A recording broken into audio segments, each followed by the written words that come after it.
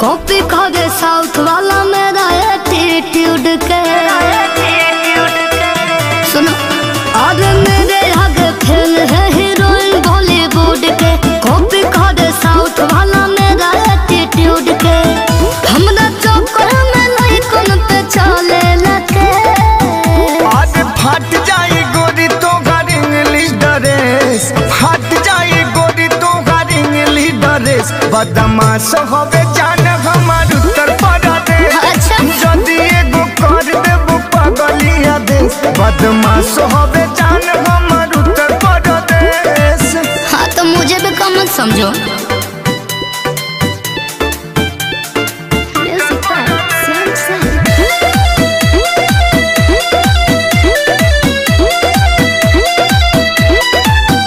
देखले हम बहनी हो ए बाबू बहुते सब हार मानल बाटे सुनो हमारा हवेरिया सुनो होइला काई पूरा हमार गोरिया बदमाशन के लागी बजार गोरिया।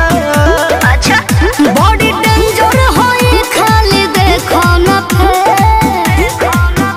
आज फट जाए गोरी तो घर इंग्लिश ड्रेस अच्छा फट जाए गोरी तो घर इंग्लिश ड्रेस बदमाश होवे जान हमार उत्तर प्रदेश जदि एगो कर देबो पगलिया देश बदमाश होवे जान हमार उत्तर प्रदेश।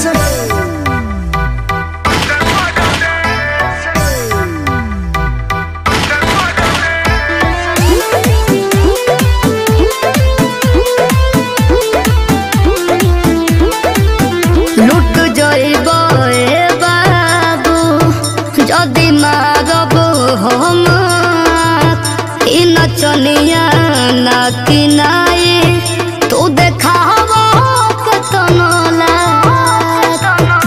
सुनो बुझ सरवे सचिन के इशारा जा अच्छा। नहीं यूपी में आईबो दोबारा जान जाइबो हम पीछा के बाबू कले बच के रहियो। सुन फट जाए गोरी तो घर इंग्लिश ड्रेस फट जाए गोरी तो घर इंग्लिश ड्रेस चलो ना। बदमाश होवे जान हमार उत्तर प्रदेश जदि एगो कर देबो पगलिया देश बदमाश होवे जान हमार उत्तर प्रदेश। अरे हमारी